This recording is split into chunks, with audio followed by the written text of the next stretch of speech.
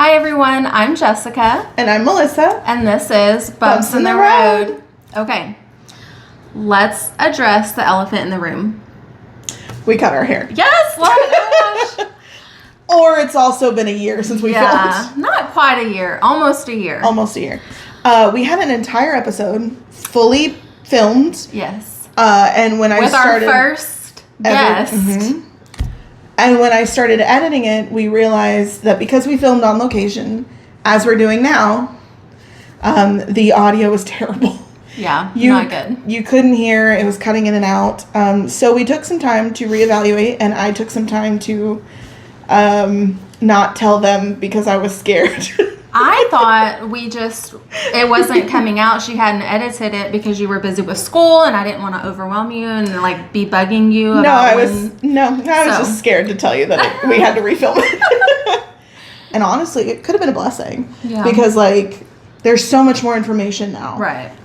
There's so much more to be added, and I think that was really important for the one that we're going to for our very first guest. Mm-hmm. The story that she's bringing on is important to tell. We're getting back into the swing of things. So thank you all for your patience. I've had lots of people, and I'm sure you have too, when is the next episode coming? And I'm like, it's coming, I promise. Yeah. So here we are. In the original episode that we did film, we had a few updates at the time, things that we missed in the previous episodes. Unfortunately, it's now been over a year, so there's a ton more. Even more updates. Yeah. So what we're going to do, instead of filling you in on the little updates that we had then and refilming those, we're going to do an entirely separate episode after this one called the Updates episode. And it will follow the things that we forgot to tell you about Jessica's story, the updates with my journey, and then maybe some other updates that we may need to discuss when that comes about. So what we want to do is reintroduce our very first guest. Yes. This person means a lot to both of us. She is someone that we spoke about her a lot in our first few episodes. And she has agreed to finally share her journey and her story. So without further ado, it's Charlene! Surprise! Yay! Our guest.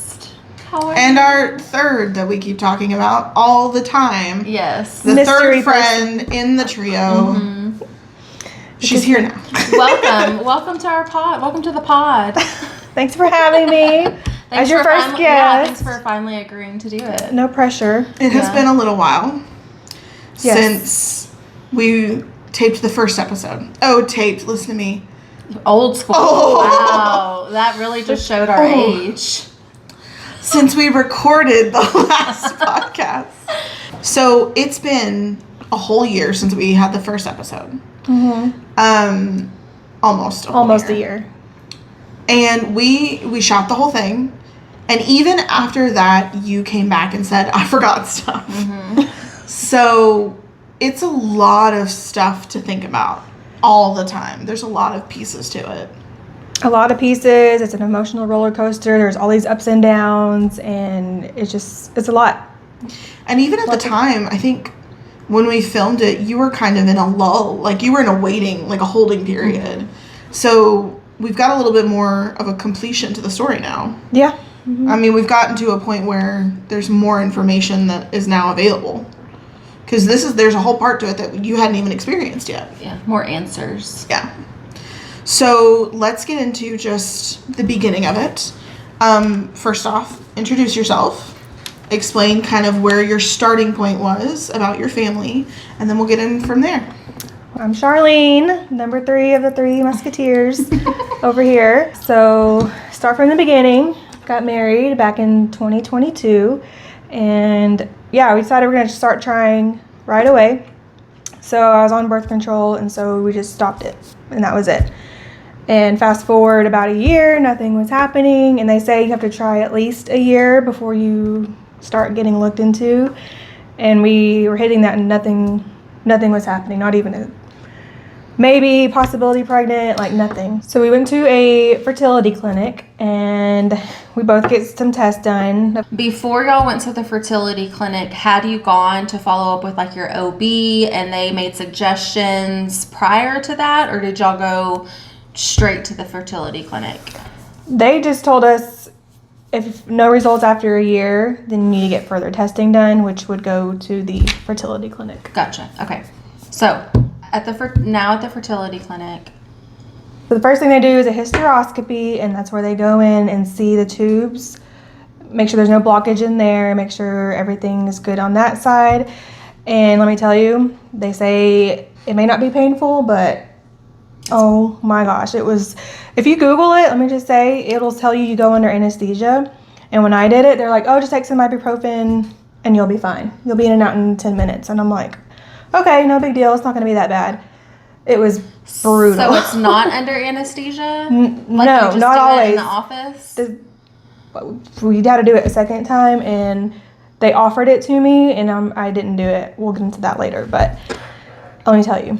Some people can handle it just fine. I don't know if I'm just a big baby, but it was so bad. It was the worst pain I've ever experienced. You're wondering why she keeps looking down all the time. It's because she has her notes in front of her. And it's she's a like lot. referencing. Because it's a lot of information, a lot of steps, so. I want to make sure I get it right because, like you said, people just don't know all the details, all the steps. And if you're somebody that's even thinking about it or wondering what it's like, then I want to be able to give the proper information on all of this. And again, we always have to stress, they may be nurses, but we are not giving you advice on what to do. We are explaining our versions of our stories. Please don't take this as step-by-step instructions on how to do this. There's a lot of information here that I had no idea about at all. So maybe it'll help you in the future, but this is in no way us telling you what to do. Please check with a doctor. That's the most important. We don't want to suggest you just do this list of things. And that's the other thing with the IVF journey is there is no straight path, which like most treatments, it is. This is just like a puzzle. They have to figure out what's wrong with it. Then they have to try a treatment and hopefully that works. And then if they find another complication, then they have to navigate that. So it's so much to factor into it. This is just how our journey went. So. Okay, so you've got the first visit, you've got he's tested, you're tested. What are the next steps after you get results back of those tests? Okay, so on my side, everything was good. There was no reason why we shouldn't be getting pregnant. And so they tested him, and it goes into genetic testing as well. They do genetic testing for both of us and to see if there's any defects there either.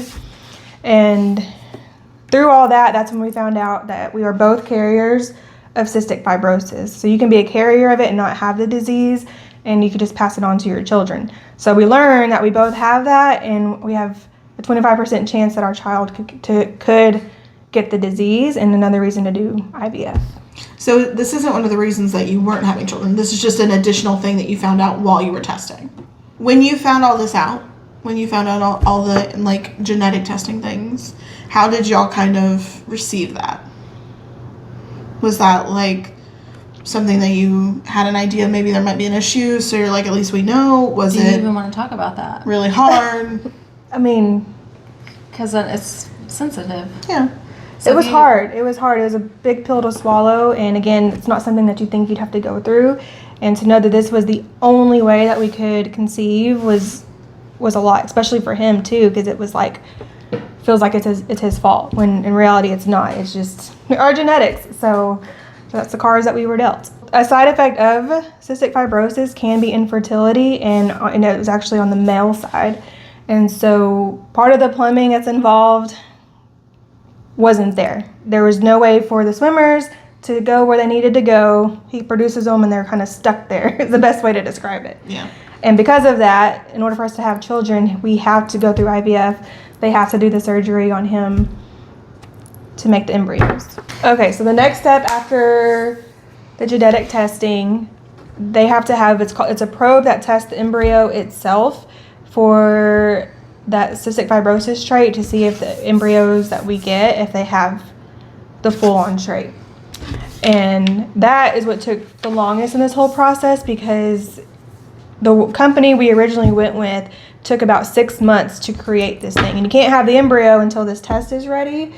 And that was the most frustrating part, because you're having to call, you're having to like check on everything. You're kind of the one stuck in the middle, because the doctor's office just sends it off, and then you're having to constantly be in communication with them, making sure that they're on top of it.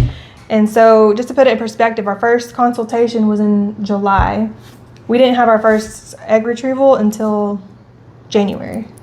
See, that was like a real, I didn't know any of that. So whenever you let us know that when you were going through this in real time, that was oh yeah, even as nurses, like this whole fertility is just its own ball game. And even as someone who has had children, IVF is a completely different thing. Like it's, you know, most of us grow up thinking getting pregnant is going to be so easy because they tell us to be so scared of it. Like, right. You know, there's so many reasons. You just got to be careful. That boy looks at you, you're going to get pregnant.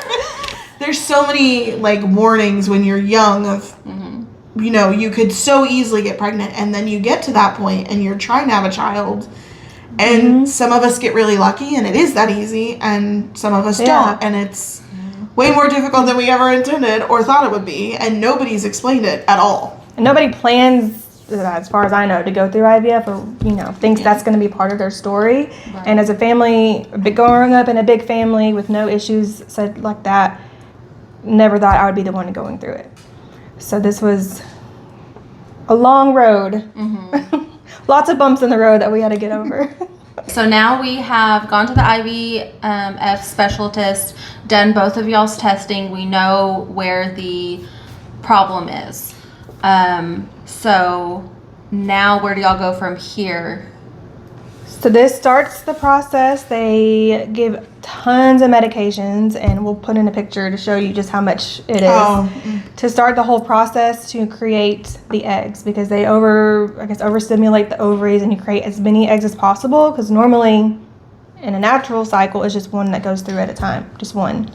This one, they're creating as many as they can. Where do we go from here? We have kind of some answers of what has been the cause of the infertility. Now y'all start medications. How does that work? So now the process is to start stimulating for more eggs, because in a natural cycle you release one and then it's hoping to get fertilized and boom, there's a baby. But during this process they want to stimulate as much as possible. And can you explain what stimulating means? Like you're taking medication to... It goes back to the anatomy and it gets kind of in depth there, but into your ovaries you have follicles. The follicles grow into the eggs, which turn into the embryos once they're fertilized.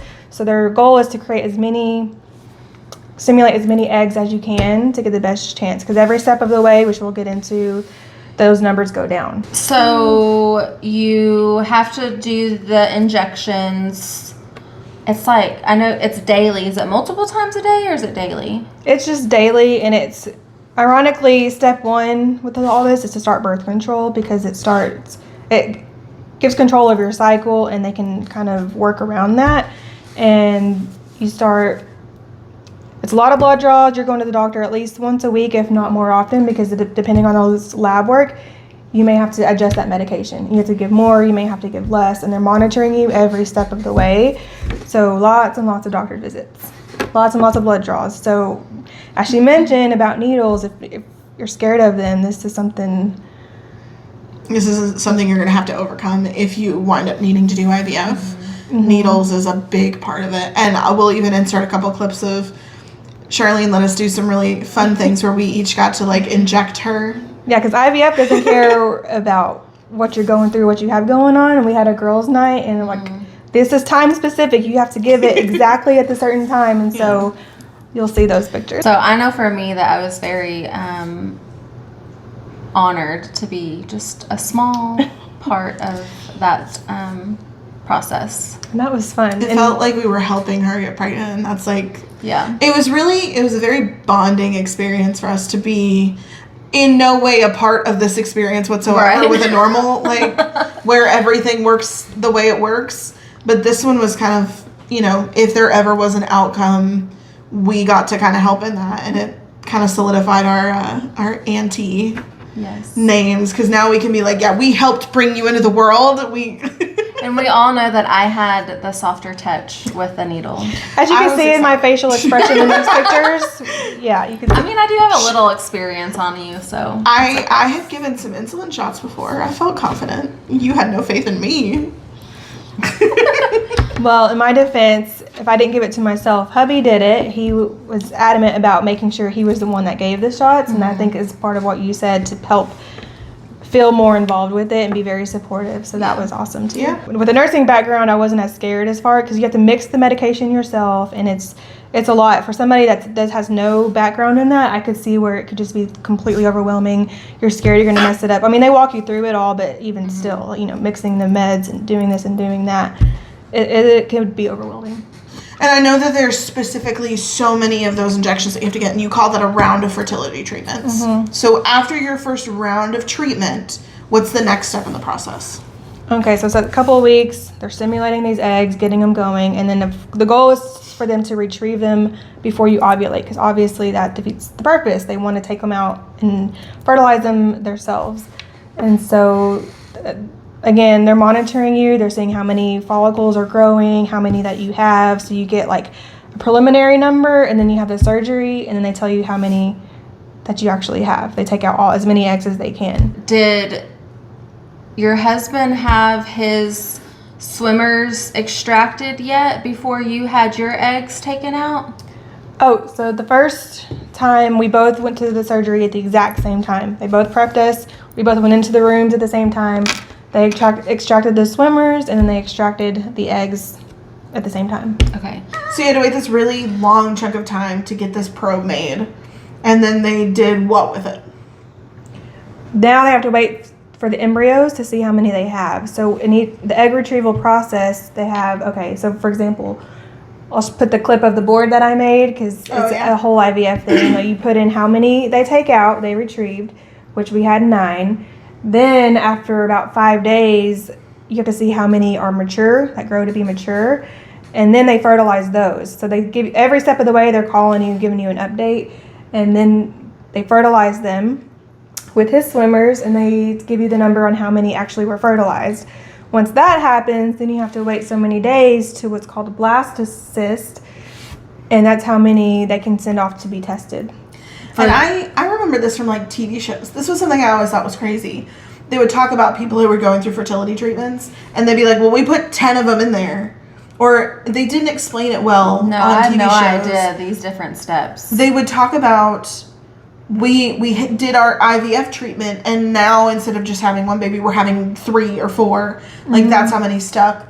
When you're seeing it on TV, you don't realize what they're doing, and it was these steps of, you're retrieving so many, then you're testing so many, and only so many survive, or like past that round of testing. Then there's another thing that happens, and only a few actually get fertilized, and then only a few, like it dwindles, and they don't talk about that when they talk about this kind of stuff. So I knew about IVF, but I never knew why the numbers went from, well, we took 27 of your eggs to you are now implanted with 3. Right, and then for us, we have to add the added step of testing these embryos, The genetic which testing. adds a whole nother step into the process, and then you have to wait to see how many come out from that, and that is also old school. I know most people think that they're going to put in as many, and you're going to have twins, you're going to have triplets, you're going to have, no, that's like old school, depending on your age, and then they grade the quality of the embryo, all that they play into consideration. But typically, it's just 1 at a time. They say you have higher chances of 1 at a time. So y'all got 9. The first round. The first round, you got 9. How many at the end of all the checks embryos did you have? Right, and if you, again, I had a good support group via TikTok because, you don't know a lot of people going through this, and so you're just trying to find out as much as you can as somebody that is going through it. And so that can also be your enemy, because people would say, they took out 20 eggs, they took out 30 eggs. And so when I asked the doctor, I was like, what's like a good number or a good average? And there is no answer. It's different for everybody depending on what's going on. And so I'm thinking double digits at least, like teens to the 20s. We had 9 that were had grown. So they took out 9 of them. By the end of all of it and testing, we were down to 1 single embryo that we could implant. And that's what you did. You wound up going through implantation. We did. Well, the doctor asked us, she was like, well, how many kids do you want? And I'm like, I've always thought 3. And she's like, do you want to just transfer or do you want to go through another round and get more embryos ready? But at this point, you know, like we said, we waited 6-7 months to get to this point. I'm like, let's just try the first one and we'll figure it out from there. And of course, at this time, y'all didn't know anything. Everything was brand new. So they were talking We're still about learning. I remember them being like, well, we could wait and do another round, and I didn't know what that meant. Like, Yeah. what do you mean do another round? We're only getting pregnant one time. What? So now that you've gone through a little bit of it, that makes more sense. But Right. what they were trying to get you to do was to harvest more eggs to have on reserve in case this one didn't work. Because with Right. one embryo being implanted, the chances were really low. And then most transfers on the first time don't work. Right. 'Cause I thought this would be the least of our worries through all of this, because as we learned of what the problem is with the fertility journey, I thought this would be the transfer part would be the easiest part. And they're like, typically you don't get it the first try. And I'm like, So they were upfront with that. yes. And I was like, I didn't believe it. I was skeptical. I'm like, I'm good. I'm healthy. It's going to work. I'm just going to put all the faith in God and it's going to work the first time. I think a lot of people are like that though. Like that, it's not going to be me. It's this is going to work out fine. And you want to think positive. You don't want to be. You never prepare for the work. That's the point. That's why it's the worst. Right. Yeah. So, and this is the hardest part of it. They finally get to the point where they transfer the embryo. And they call it the 2-week wait. You're just, once they implant it, you have to wait. It's really 10 days depending on your clinic. But 10 to 14 days. Ours was 10. And they tell you not to test at home because if you test too early, it can be negative, give you anxiety, and make you all upset. They want to avoid all that. They say wait until the blood test. Well, Charlene has no patience. If Well- anyone watching who knows Charlene knows that. hey, we've been It's also, I think a lot of it was like you could only control so many things that were happening. right. And a lot of it was you needing to feel some sort of control in that moment of, I may not be able to do all this stuff on my own, but at least I can know the first second that if there is a positive, I will see it first. I will have the control over knowing that. Yeah, and then you always see it. And I've always, wanted that moment where you take the pregnancy test, and it's just that moment between you and God, basically, and you know that you're creating a human being. Just having that moment and just being able to soak it in, and then get to tell your husband or partner, or and giving them that announcement. Just having that moment. Like, I don't want to wait for the doctor to tell me that. I want to just know on my own. Yeah. And then it's another thing with IVF, because there is no surprises. Everything is so super calculated, and even like family that are being supportive and they're just wanting to know updates. Hey, what's going on? So you can't even surprise them with the news because they know every step of the way. Yeah. And so at least for this part, I would know myself. And so with IVF too, part of this 10-day wait, you test every single day, and it's like progressively that line gets darker, that positive line, and if you're pregnant. And it just, if you were to ever look it up, it's just an IVF thing. They tell you not to do this, but lots of people do it anyway because they want to see the That line progression. It goes from white all the way to dark. This is another thing I didn't know as somebody who didn't expect any of this. The lines on the pregnancy test are darker based on how your HG something levels. I think you called it HGTV once. I did HGTV. Close. HDTV, whatever. The HCG levels, the line gets darker on these the little strip pregnant. I take a lot of the pregnant, not pregnant because I don't want to confuse No doubt, myself. yes. But So the there's strips, you can see the progression of how darker the line gets each day. And a lot of people who are going through IVF really like seeing that growth because that's proof that there's something there. And you mentioned in your video how you can't pinpoint it when you're pregnant. So when you actually get that positive, Oh my God, the pregnancy math. that when you're actually positive, you're actually like 2 weeks in, and it's very confusing. Well, again, with IVF, it's all calculated, and so you know that moment of conception, you know that moment of implantation, all these things. So you're like so hyper focused on your body and your symptoms, and more than normal. So you're looking for things. Oh, is that nausea? Oh, is that cramps? Or and it's so hard to just wait it out. So testing every day of these 10 days. And I'm like, do that. At least on the day 10, there should be something there, right? And I'm like looking in the light for the line, and there's nothing there. And I remember going in for the blood test. I was already, upset about it, but I was trying not to think too hard on it, wait for this actual confirmation. And the tech, I remember she asked me, "Oh, did you test at home?" And I said, "Yeah, but there was nothing there. I didn't think anything of it." Silence. And I'm like, that's my cue. And so I went home, and then they call you several hours later and then give you the news. Negative, you're not pregnant. So again, I thought this was going to be the easiest part of the whole process. I'm like, I don't have any issues. We're going to get pregnant. That's it. And we didn't. So it's like, and that was our only embryo. We didn't do another cycle. And that whole thing, from the point where you're like, we're going to go in to see about fertility, to the point where you now have gone through an entire round and found out you have a negative, that was almost a year. Like, I think it was from like July to May? Yeah. It was almost an entire year before. Because my brain, partly of how I processed this was, like I said, there's no surprises. So how am I going to announce it to my family? What's coming up? So this was in May, early May. So what's in May? Mother's Day. So I'm like, okay, that'd be a cute way to tell our families, and it would just be so perfect. And then the baby's going to be due this month, and this would be special for this. Try not to get too ahead, but not to be negative either. That's just how I had to do it. And then you get that negative. Let's kind of go into that. So part of going through fertility is you are expecting a baby out of it at some point.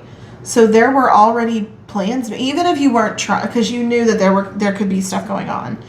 But you had already started in your head planning out like the gender reveal. Well, you have already started planning out how you were going to tell people. And I remember anytime you'd come back to us with bad news, it was like that heartbreak of not being able to do that thing. Right, like Mother's Day. Like, that'd been a perfect way to tell my family, or my mom, grandparents, all that stuff. And it's not, you don't have that chance. So now we're starting over, we're starting from scratch. And in most things in life, you work hard, you put the effort in, you put the time in, and there's some kind of a result out of it. When you work out, you invest that time and energy and effort, you can physically see the results, right? There's always usually some kind of a goal, an ending, an end or finish line, or something. A product of some This sort. Feels like a gamble. It's like there is no, for sure, there is no yes, you're gonna get pregnant, or even an embryo. Like it's just so up in the air, and you're investing all this time and energy and emotions to come out with nothing and starting literally from scratch. Tell me how you were feeling through the finding out that the transfer was not successful. Well, ironically, during this time, my sister was pregnant, towards the end of her pregnancy, actually. And to help distract me from all this, I was planning her baby shower, which is probably counterintuitive, but it was something for me to do and to keep my mind busy, keep my hands busy. And so I was planning her shower. And she was also going through some complications of her own. Everybody was taking turns helping her out. And of course, through this, you're highly monitored with the doctors. So I had to take her to her doctor's appointment, and I was fine. I was good. I'm not really an emotional person typically. And then I took her to her appointment, and she let me go back there with her to do the sonogram, and then it just hit me like a brick wall. And I'm like, okay, you can't lose it right now. She's being monitored. Like, just try and compose yourself. And I just remember it was a lot. Had you already told everybody that it wasn't successful, or were you still the only one holding this information? I think we told them, because we told them pretty much every step of the way. Okay. Because again, everybody knows when everything's happening and wanting the updates too, which they were great. They didn't like pressure me. They waited for me to give out the information, which helps. Because again, it's just so much. That's a really interesting thing that you just said. So I know that when this was happening, we were kind of having a hard time deciding how involved to be, because it's clearly there's a lot of things that are happening, and it was, do we text often? Do we like let you tell us when stuff's going on? Do we like offer condolences every time something happened? Like there were these weird lines as friends and like your family we didn't know how to cross with you. So there were these weird moments of like, well, I'm texting you every single day, and I'm quite the opposite, and not intentionally. I have 3 kids and a career and all of that, and so I'm not. I'm more of an absent friend, but not just because I have a lot of other things going on. No, I would say you were more worried about to be too overwhelming. Yeah, and that was also, I didn't want to overwhelm you. Whereas I have no problem with being overwhelming, which I probably should have thought about at the time. So it was a different dynamic, and neither one was correct. Neither one was wrong. Like it was just. It's hard to answer because it's not until you're going through it. Do you want people to keep talking to you or asking you? But it also helps to talk things out. And I was like, I think it changed day to day. It did. And then again, you're being pumped with hormones. So your hormones, everything's all over the place. And during the retrieval process, you're just so uncomfortable in your own body because typically the size of an ovary is like the size of a grape, okay? Once they stimulate, get all this stuff going and all these hormones. It's grapefruit. It's like grapefruit size. So you're talking from this, I need 2 hands to see how big it is. So you're uncomfortable, it can get painful towards the end, and then your emotions and your hormones, it's just your mood's fluctuating. So all this is going on, you're not thinking as clearly, and it's a lot. Mm-hmm. And I think that was something that, as the support system, like we had to learn too. There were these big chunks of, you wanted so badly to be there for your friend. You wanted to do the right thing or bring them, gift baskets and do these things. But then, and you wanted to be there for like you're going to find out you're pregnant. It's so exciting. But you also have to have in the back of your mind that, we may not find out we're pregnant. So there's this like fluctuating boundary of you do not know how to be supportive half the time as a friend. And your friend may not know how they want to be supported just as much. And one thing I wanted to bring up too is during this 2-week wait, again, it's a whole IVF thing. I guess the superstition because there's no medical science behind it. And I, if you know me, and like anti-McDonald's person, I don't ever eat there really. But if you eat McDonald's fries right after the transfer, it's supposed to bring good luck and make the outcome what you want. And so to have everybody support that, I told them to take a picture eating the fries so I can put a little video together of everybody for good luck, just to show your support. So when we started talking about this in our previous episode, the one that we filmed that will not be aired because it sounds awful, something that actually happened was we, in the moment, realized that because of these like communication like styles that we didn't know how to deal with, I knew about the French fries. And so I had sent you a picture of me eating them because I had asked about things and stuff. Well, you had texted her, right? Yeah. And you were like, go order some fries or get fries from McDonald's or something. And Jessica didn't know what that meant because I don't think that we had shared it at the time. Well, I told it to you because I remember at the time you were, like you said, very involved and you were asking all the updates and things. And it was a lot that I was going through and a lot to explain. And Jessica hadn't asked as much, so you weren't as involved or knew about the step-by-step what was going on. But I think at the time you felt like that was she not wanting to be involved and like didn't, because this was a big issue. We went and we did this podcast. We have kind of all moved past this now, but at the time it was Charlene was having a lot of emotions. She was pumped full of hormones, and me reaching out, and Jessica's like, you're already crying. I'm already gonna start crying. It was different styles of communication, and it wound up being that, from what I remember talking about it, Charlene's already going to cry too. Look at her. Charlene kind of felt like Jessica wasn't as involved, and that really hurt her feelings. And so at the time, it was all of these emotions with this baby, and on top of that, she felt like she was losing a friend. And we had to really come to terms with that. What wound up happening was, I knew both of them loved each other, and I knew they were trying really hard, and I could see that Jessica was just giving space because it's really hard, and Charlene has 15,000 family members, and I text constantly, so I was also giving updates, and Yeah, my lack of texting wasn't because I didn't care or wasn't interested. It's because I didn't want to overwhelm you. And obviously now we've talked through that and we can both understand. I think Charlene just internalized a lot of things. Yeah. But what now looking back, I think we talked about, you can see both sides of the coin of like people getting involved, people staying out of it. Because you don't know, and I do keep a lot of things internally and just carry it all, and I don't know, just reaching out to people sometimes seems like I'm bothering them with all this information they don't really care about, which I know she did. It's just, again, this is a huge roller coaster, and until you go through it, it's just, you don't know what you're going to get. It's important to note these kinds of things. And clearly it's still emotional because we all love each other. But the reason we bring up this kind of stuff is not to rehash these old wounds. It's to let you know that, like, there are so many different ways people can take things. And it's important to know you may be internalizing a feeling. You may think you're doing something one way and it come across another.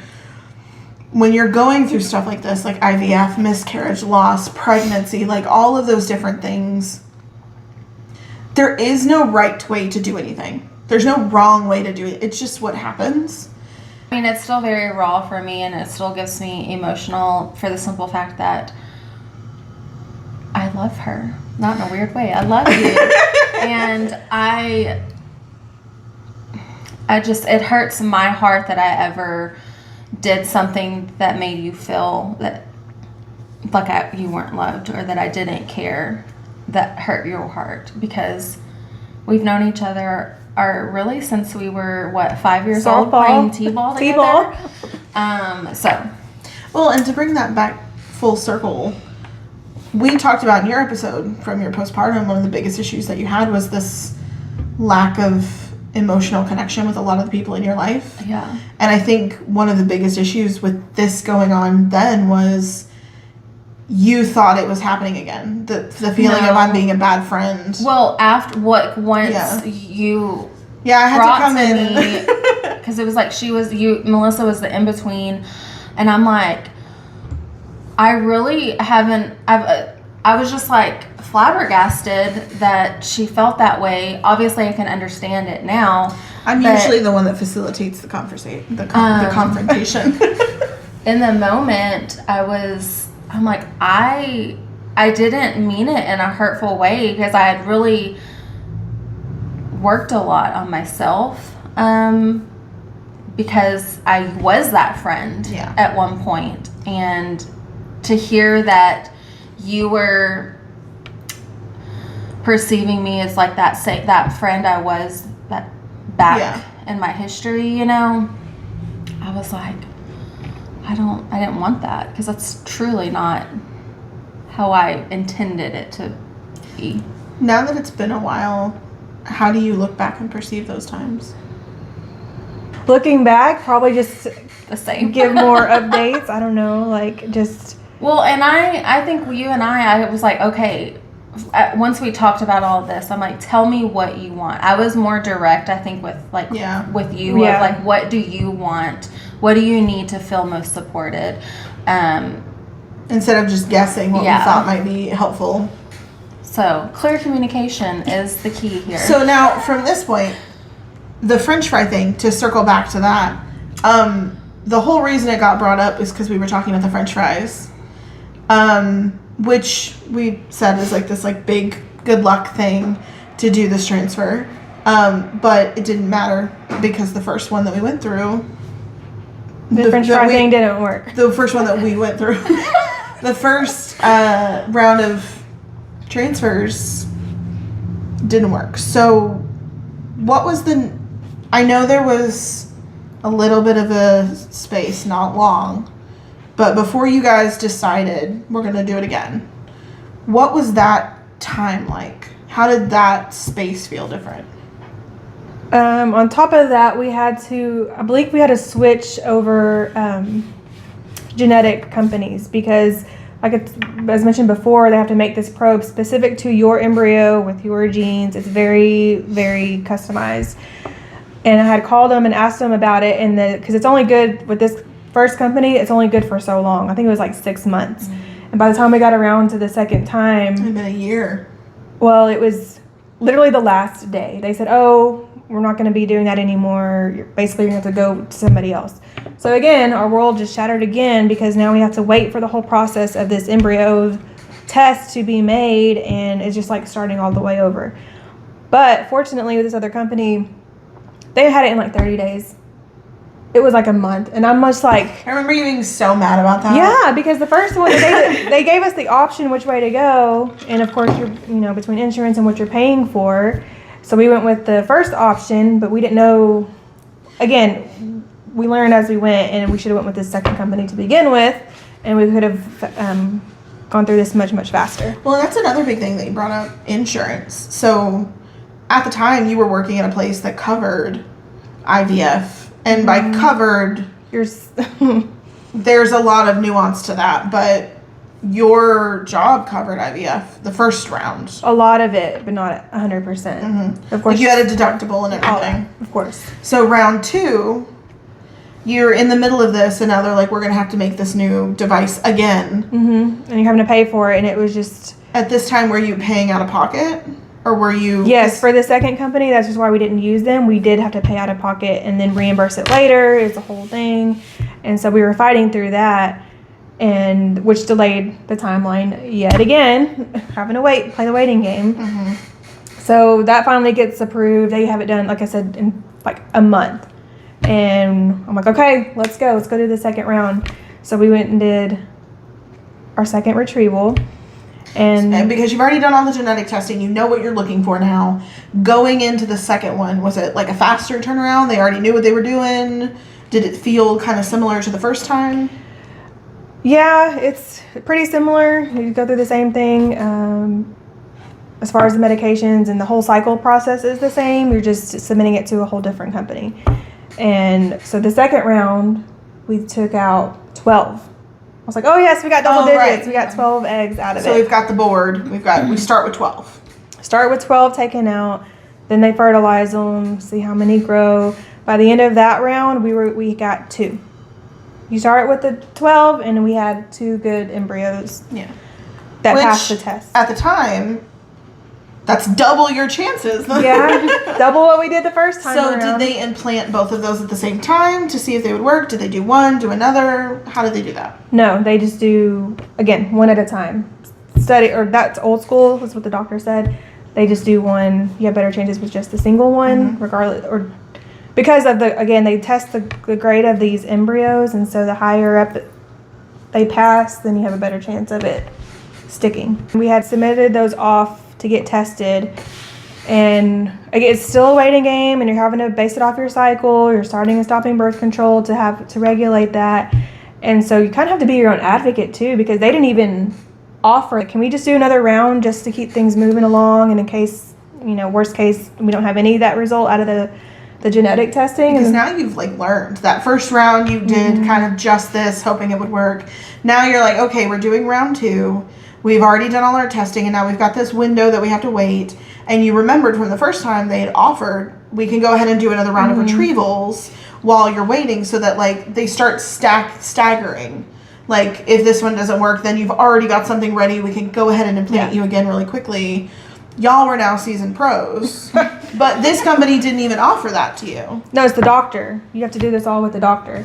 So we had a sketch. They were like, okay, let's do this. So then they start planning the next round, which it all is based off of your cycle. So you have to wait till you start. Then you can start the medications. It's very time sensitive. So we did them back to back months on these egg retrievals. And I remember every surgery, it seemed like it got worse and worse. I don't know if it's because I knew what to expect, or it's just hard on your body because all these hormones and all every these things. surgery to take the eggs out of your ovaries. Yeah. And I remember the third one was the worst. I don't know if it's a complication from the anesthesia, because now I'm even scared to even have to do another one, because the surgery went fine. Everything was good. This was for the third round. They took out 13 of them. Again, that's a lot. I feel like we're at least in double digits. Let me ask a question, because maybe I still don't fully understand. The surgery that you're referring to, I know you go under to do this. What are they actually doing? Are they like cutting into your stomach to get to your ovaries? Do they go through like the actual, like, how does that work? Well, they go up into your lady parts, and they have this long needle to get to your ovaries. And really only a portion of it gets into you, but they have a long way to go. And they use an ultrasound, and they go into your ovary, suck out the egg every single time to get. So the egg is going through the needle? Mm-hmm. Oh, they're so tiny. It's crazy. And it's outpatient, so they observe you for like an hour, and then you go home. So is it the poking of the needle that hurts? Well, yeah. I mean, like, you're saying that this surgery was the worst. Is it the needle part that You're hurts? sore, but the third time, for me, I think it was a side effect of the anesthesia. I don't know, because I went home, took a nap, and I woke up, and I was having, like, the best way I can describe it is, like, diaphragm spasms. It was like my chest was, like, cramping if I would use my muscles to, like, sit up. And it was just the worst thing I've ever experienced. I couldn't breathe for a second until it passed. Like, hubby finally came home, and I remember he was like, he's never seen me like that. I couldn't even talk while it was happening. And I was like, okay, just, I'm going to rest in your arms and you lay me back so I can lay down. And I couldn't even do that. Mm-hmm. It was brutal. And I thought maybe it's because I wasn't hydrated enough. So we did like a mobile IV thing, and that didn't work. So I'm just chalking it up to a side effect from the anesthesia, because that was the worst. That was our third round that we did. How long did that last? Like, these side effects? Probably the rest of the night. And then the next day it kept me up all night. I had to sit up and have like one of those pillows that you go on the airplane with to sleep in. When I could finally breathe, like a full deep breath without it hurting, that's when I was like, okay, I think I'm better now. And I was able to sleep. But yeah, I remember that third round. So you're going through the second round. We're waiting on, you've already tested all the second round eggs. Now you're waiting for your ovulation period to where you can implant. You do the third round during that little time frame. So now you've got a second round and a third round. How many did you get from the third round? The last one we got 13. So every round it's actually getting more. So we got 13 eggs. You have to remember, it's not about the quantity of the eggs, it's about the quality. So you could get out 20 to 30, but only a fraction of them are like the best grade possible. So grading them like chicken eggs, like these are an A. Yes, there's yes, exactly. Yeah. So the last one we got 13. By the end of it all, we have 1. Again. So we're going from 1. We went up to 2 with the second round, and the first one we've already done, and it did not implant properly. Now we've got round 2 where you got 2 tries, and you have a third round with 1 more. So we've technically got 3 tries. Yes. Unless you continue to do it. Right. So we'll at least have 3. So, okay, now we're getting ready for the transfer process again. From round 2. From round 2 results came in. And again, perfect conditions. Everything was great. I mean, no reason for it not to take. And so we did the whole 2-week wait thing again. And again, if you look on Dr. TikTok, you have all these like remedies people will do, like drink pineapple juice every day mixed with this. Many. Drink this cocktail every day of mix of stuff, like beet juice, and it'll better your chances of implantation, where it stick, all these different things. So this time I actually did that. I think it was like ginger shot mixed with pineapple juice, it was several things. And I was drinking it every single day. This was something that you called me and I talked about, like, the first round, you were doing every single little thing right. You were doing all the luck stuff. You were doing all of the, like, preparing. The second one, you did the ginger. You did the pineapple juice. That was something that I found really interesting, because you are a Christian. You believe in God. But you had all of these, like, you wanted to do all of these extra things to kind of, like, feel a part of that community, but also just, like, it made you feel like you were doing something. I just thought if it helped the situation, then why not try it, and rather than not. But realistically, it's all in his hands.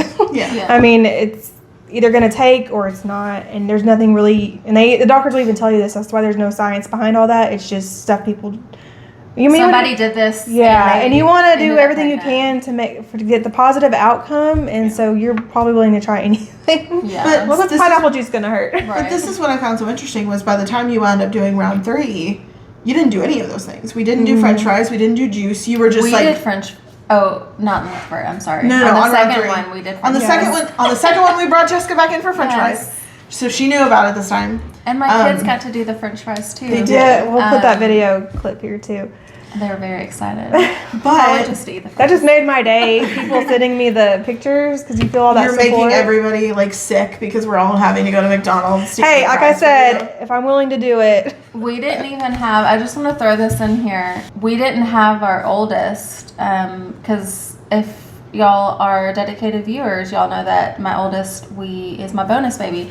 So anywho, we didn't have him on your transfer day, but I took him some fries and he participated. I told everybody we're doing the second transfer. I told everybody to do the fries, all the good luck, and I was doing all that extra stuff. Just if it helps, great. I think I tested maybe the day of or day or two before and hoping for something because I just didn't want to go through that again. And I think it was there was nothing there. So again, I went into it in the back of my mind thinking it failed. And so I went to the doctor, blood test, and sure enough, it failed. And I'm like, now I want more answers. I'm like, why? What's the reason it's not taking? And there was no answer. So that's at least the silver lining is we still had another embryo. But we don't just want just the one kid. We want more than one. And if it doesn't take all that stuff. But they want to know what's going on because at first, back to the consultation back in this was January, we had that HSG and that hysteroscopy that was super painful. They wanted to do that again, and original tests. Yeah, the original back to square one. Let's just look at the fallopian tubes again and look at the uterus, make sure everything's clear and nothing else is going on. Because by this point, this started in July of 2024.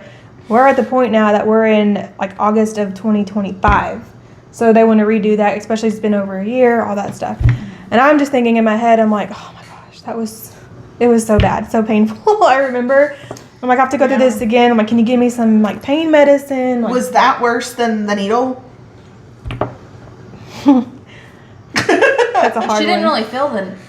No, she said that this procedure, once it's over, it's over. But that minutes that they're in there is just excruciating. Like some women I guess are tougher than me and they can do it, but so I'm like, can you give me some extra pain medicine? What can we do here? No, we can give you ibuprofen and some anxiety medication. It's just really frustrating that like, hey, we're in pain. Oh, just take some ibuprofen. Well, she did offer to do it with anesthesia, but after that last egg retrieval, I was scared to even do that. So I'm like you just asked, which one's worse? I was like, I'll just gut it through because it's like 10 minutes. Once it's done, it's done. And I remember, so they did it and she's like checking on me. Are you okay? Are you okay? I'm trying to be tough. And I'm like, I start crying because it's hurting so bad. I'm like, just finish it. And she's like, oh, she's not. Okay, we're done. Let's go. Yeah. And then the doctor's like, okay, we're going to give you a few minutes. You take all the time that you need, to get back to yourself. And then they left the room and never checked on me again. So they just like left. I'm like, okay, I feel like a big baby, and then I left the room. Had they finished? They were done. Yeah, they wrapped it all up. They were done. She saw what she needed to see, I guess. But I'm just like, please come back and check on me. Compose yourself and step out when you're ready. Yeah, exactly. I'm like, okay, that was great. So you go in, you have these tests. They come back same exact way that they did the first time. There's no reason that they could see why these were failing. Okay. So we've got through you did the first embryo from your second round. Did you immediately then go in for a second one? Yeah, I was like, okay, we still have this other one. Let's go. And then we have that third round that was still getting tested. So we tried it again. The back-to-back months, I remember it was like September was the second one. And then October, we're getting ready to do the next transfer. And at this point, I'm like, the fries weren't working. The pineapple juice stuff wasn't working. That's just one extra thing I have to do every day. So we didn't do any of that this time. We was like, we're just going to leave it as it is and trust that God's timing will be right and we'll get it this time.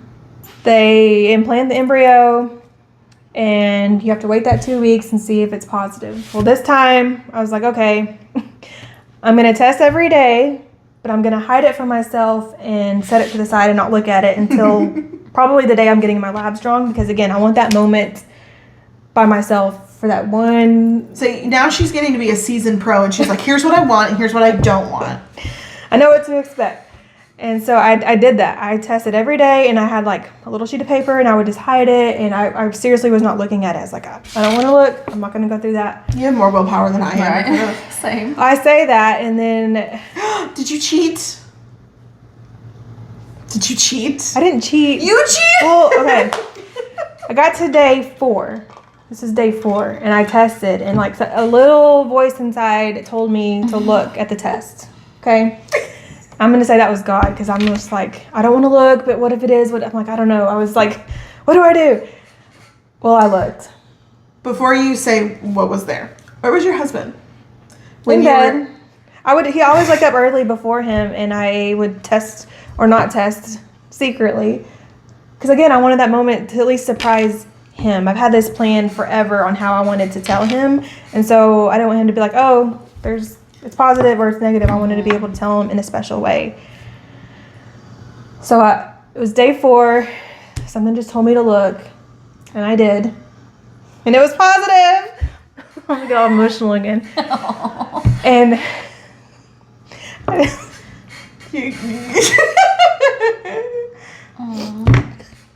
oh, I like this one. This is a good one. Yay.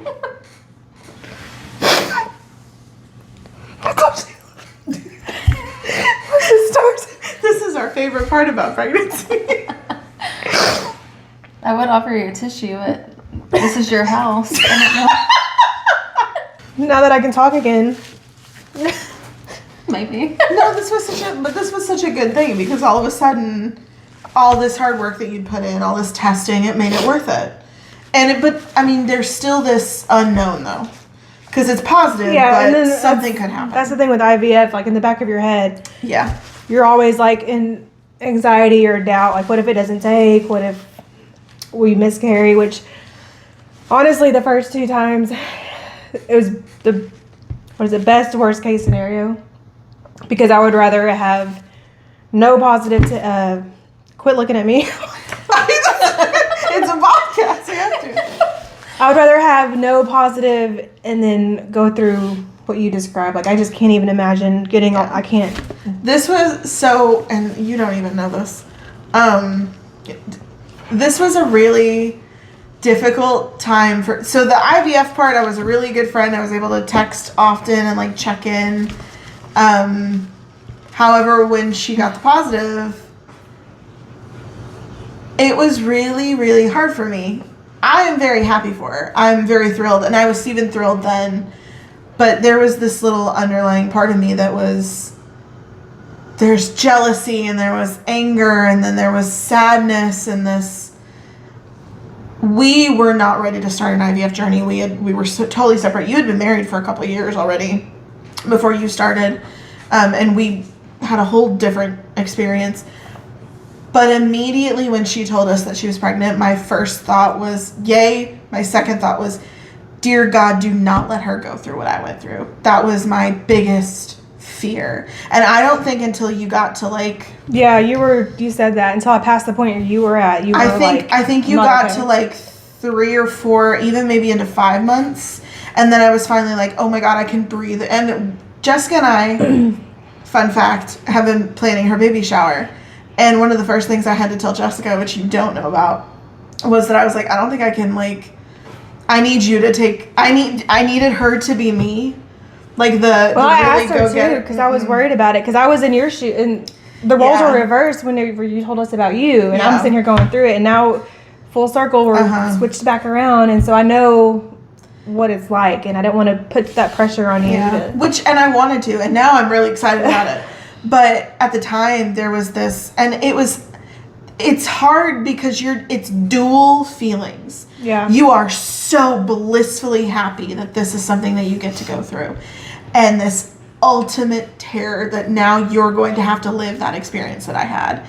And I would not wish that on an enemy. I would not wish that on the worst person in the world. It is absolutely gutting. Yeah. And so I think for like 5 months I was very, very reserved in talking to you and texting you, and which understandable. I was trying to be a good friend, but also be like, every question in my mind was, are you okay? Did something happen? It wasn't like, let's talk about cute clothes. Like, I was terrified. The second I found out, I literally dropped to my knees and I was like thanking God, and then I'm like crying to myself, and I'm like, I just want to run and tell hubby the good news, but I'm like, no, I've had this thing planned since we started all of this. I know exactly what I want to do. I've had this Amazon package delivered in his name with a little baby Nike onesie because he loves Nike.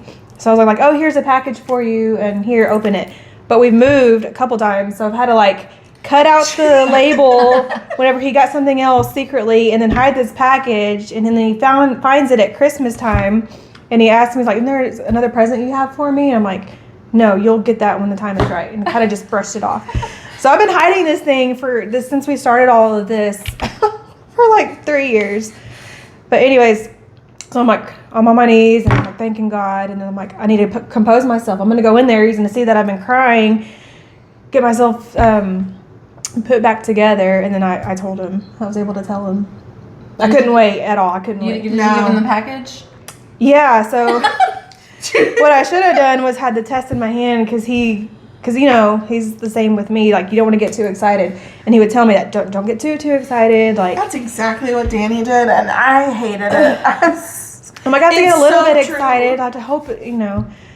So I give him the package. I said, here, you got something.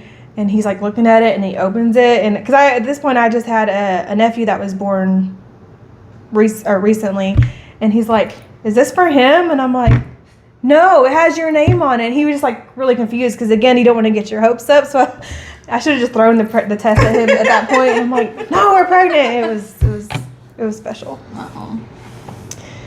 But I still proceeded to test every single day, because it makes you psycho, and so just to be sure. And I'll show you the line progression. All of these pictures are going to be over our faces. Yeah.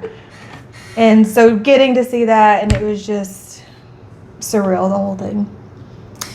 And that was, what, like October of last year? 10/28, that's when they transferred it. We are now currently in the end of April. So is there something that you want to show everybody? I'm going to see my baby bump. Look at that baby bump. We have a couple bumps. So due date, again, is very specific. July 16th is when she'll be supposed to be born. Excuse me, what? She? Oh. Spoiler, it's a girl. We knew that. Do we know her name yet? No. We find out that we have a positive pregnancy test, which is amazing. How did the next few months go? Because we're 6 months into it now? So how has it been since you got that positive pregnancy test? With IVF, another thing is they don't want you to do anything too strenuous, because you're considered high risk already. And so the whole first trimester I couldn't work out at all. And then they finally gave us the green light, because once you pass like the scary part of it. I would say the only plus side with IVF is you get to see the progression of the embryo, like so early on. Most of the time you don't get that first ultrasound until what, 10 weeks? 12 for me. 12. Like, it's I didn't even so get far to it. away. We got to see it literally from conception. You could see the embryo, then you get to see like the little yolk sac, every progression until it gets to the embryo phase. So that's pretty cool, because you get like that constant monitoring until you don't. Until you go to the OB, you that's graduate. Another thing that I did not know that you could do. So you can ask for that. The minute you find out you're pregnant, you can go into a doctor's office and be like, I would Really? like a sonogram to see these things. Like, you can, if you pay for it, you can have it then. I assumed that we had to wait until they told us we were allowed to have one for whatever reason. I'm Well, sure it's most all that was something that, insurance. like- insurance Yeah. companies. But here, Well, yeah. they monitor you until you're 10 weeks. You have to give yourself injections, progesterone injections, until that 10 weeks, and then you graduate and you get to go to the OB. You don't have to go to the fertility clinic anymore once you get past that point. So they were waiting until that point, and they were like, okay, then maybe you can work out. So I went to see my OB, and she was like, yeah, you're good to go. So I'm trying to get back into it, and one of the workouts that we did, I just like, there was a lot of cramping, and I'm like, man, this is weird, but it was I was cramping, early on too because they contribute it to your uterus expanding, which is something I never knew. The implantation phase. After that, even I was still cramping the first few weeks, which I'm like, this is weird, but okay. So anyway, I finally get to start working out, and I'm feeling that cramping feeling. I'm like, this doesn't feel right, but working out is supposed to be good for you, and I'm trying to be active. And then I went to use the restroom, and it was just trigger warning. Oh yeah, and it was a lot of blood, and it instantly I had those thoughts and those feelings. If you're bleeding while you're pregnant, that's the first thing that you're thinking that it. Yep. And to me, it was a lot. I'm like trying not to freak out. Eric would see me running in and out of the workout room, and he was like, "What's going on?" And I told him and called the doctor immediately. They were trying to get me in as soon as possible. And it's turned out to be a subchorionic hemorrhage is what it's called, SCH. And it's just accumulation of blood that builds up between the placenta and the uterus, right? Mm-hmm. And I guess the working out using those muscles just released all of that. So thankfully everything was okay. But yeah, that was pretty scary. And then they were like, okay, let's hold off on working out again until they cleared me. And so how have symptoms been? How has progression gone? Because they monitored you for a while, but now it's kind of like we've kind of filtered back down into what everybody would be experiencing in pregnancy. Yeah, but yeah, so you're going to your doctor's appointments, your OB at least once a month, and they said because of my age, I'm geriatric pregnancy, 35, and also considered high risk with IVF. Because actually, I didn't even know this until I went to this specialty clinic. You have your anatomy scan, which everybody gets to get anyway, but this other clinic is they do it more frequently too. They keep an eye on all the anatomy and make sure baby's okay. And they told me then that IVF babies have a higher risk of heart defects just in general. And I'm like, oh, that would have been nice to know, a heads up on. I didn't know that. And so now I have to go to this special clinic because of that. And then our family history of preeclampsia, my mom had it with me. I was a pre-me, and then my sister had it with her baby. So how has your blood pressure been throughout your pregnancy? It's been good. I was checking it at home, and they actually told me not to do that. I didn't tell her I was a nurse or anything, because she's like, if it's high, especially if you've been running around and then you check it and it's going to be high, it gives you that unneeded anxiety. It's going to make you go to the hospital and this and that. And I'm like, I know when to check my blood pressure, but she's like, don't even worry about that. Don't worry about your weight. Let us handle that and tell you if it's too much or this or that. Yeah. But then I went to the specialty clinic and they talked about the heart defects and things. I'm like, I'm going to still check it because how am I going to know if it's high? Mm-hmm. As nurse-wise, you have to have your baseline. Anyways, I'm still checking it off and on. So we have upcoming the more kind of detailed sonogram to check her heart coming up, right? Mm-hmm. Have you felt her kick yet? Yes. It's an anterior placenta, which that means the placenta attaches to the front of your belly and it acts like a pillow, so you can't feel her for the longest time. But I feel like after that first anatomy scan, it just woke her up and I can feel her ever since then. So now we're 6 months in? Mm-hmm. So 7 weeks. 7 months. Tell me your weeks. I just hit 29. Okay. Which is really 20. No, third trimester. So you just hit 29. We're currently planning a baby shower. Next month. Mm-hmm. Which by the time this is released, it'll be already done. It'll be finished. It'll be posted. I mean, the shower may already be done. Oh. No, I'm hoping to get it before your shower. Oh, okay. I don't know. I'm going to try. I've got a week between school ending and the baby shower, so I've got a lot of things to do in that time frame that you're not allowed to know about. But anyway, we're 6 months in, which leads us back to our update video that we will eventually be posting. We'll have to talk about anything that happens between now and birth. Mm-hmm. We'll talk about birth.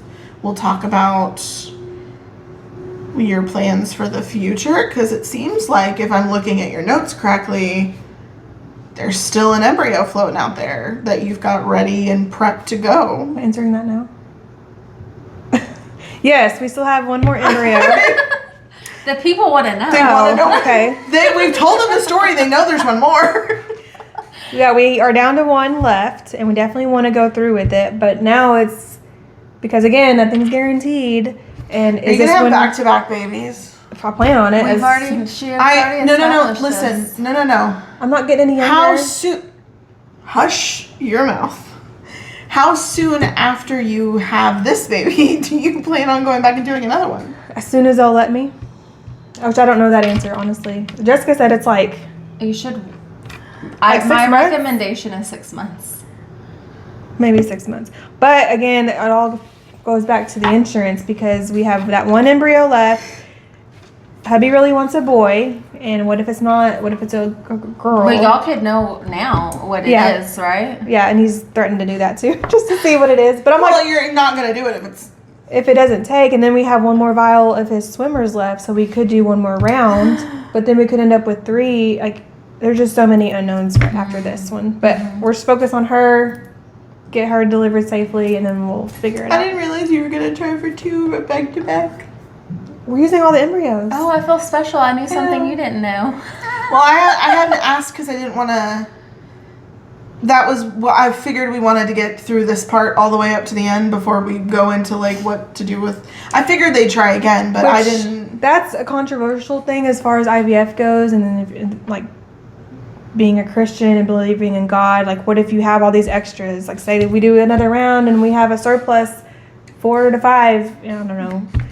What do you do with all of those? You can't discard them. Like, it's life. It's an embryo, and that's the whole controversial side of it.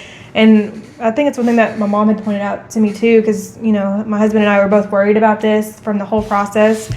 What do you do if you have this surplus and the one that doesn't pass the genetic testing? Like, what does that look like? And you have to answer those questions up front. You have to make that decision before you even have it. And my mom was like, well, this is just God looking out for you. You were down, that first transfer, you were down to 1 egg and it was good. Your second one, same thing. You were down to 2 and they were good. So he took that out of your hands and gave you just the good ones that was left. And that's kind of something that we talked about originally because I knew I had a lot of thoughts and questions about it. When we were talking about the testing that they do to decide from like the first round 9 to 1. It's not that there are 9 eggs that can be eventually implanted. It's they have to grow enough. But like even as women, we naturally do that. Our bodies naturally decide which ones work, which ones don't. Yeah. They shed. That's the whole thing. That's what our bodies do. So this is something that would have happened anyway. You're just physically able to see it externally. Or every step of the way. Yeah, every step of the way. Like, let's say that y'all transfer this last embryo, because it's not an egg anymore, it's an embryo. Let's say it doesn't take. Or have y'all talked about starting the process over again, or? I think so, because we have 1 vial of his swimmers left, and then we'll try one more time, I think is our plan. Okay. But we still have to go through the newborn and postpartum phase and things. So, yeah. So speaking of being supportive,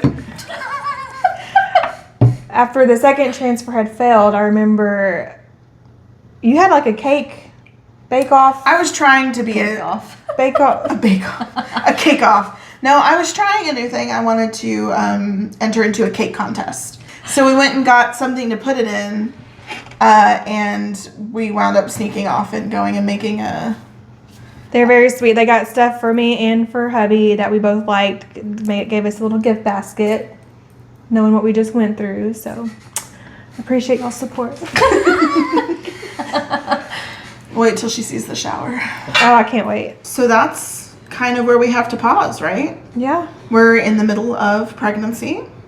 We've got, a couple months left before we have a baby. Oh my gosh. Yes, and everything's going to change. Again. But so grateful. And that kind of leads us into our last part, but thank you so much for being with us today. I'm glad we've had to refilm this again. I'm glad you were willing to come back on after I flubbed so terribly. Well, now we know. Got to hang out with my besties, so it was worth it. We agree. Yes. thank you for coming on. I'm glad you were able to share your story, and we will definitely have you back on in the future once you have the baby to kind of talk about how pregnancy went, what your future plans are for that last embryo that you have that's just kind of chilling there. Literally. I was about to say, literally. And thank you guys for being here with us. I think it's time for you to go. Okay. Thanks for having me, guys. That was Charlene. That was Charlene. That is what we've been waiting a whole year to tell you, is not only did she have an IVF journey, and that's kind of what happened last time with the video. She was still in the middle of round 2, and now we're all the way to month 7 of actual pregnancy. Yay! We're so excited. We are thrilled. We cannot wait for this baby shower. We have been planning it for a while. Yes. And it's perfect. Mm-hmm. Cannot wait. Yeah. But, I mean, that's kind of it for this episode. Yeah. We all hope that you think the year-long wait was worth it with this episode. We're definitely going to try to avoid that in the future. Yeah. And hopefully... we got new mics. They're new, and they're fuzzy, and they're cute, and hopefully they work a lot better than the other ones did. Yes. But thank you guys for being with us, and we will see you in the updates episode. Yes. It's going to come up for all 3 of us. Mm-hmm. See y'all. Bye.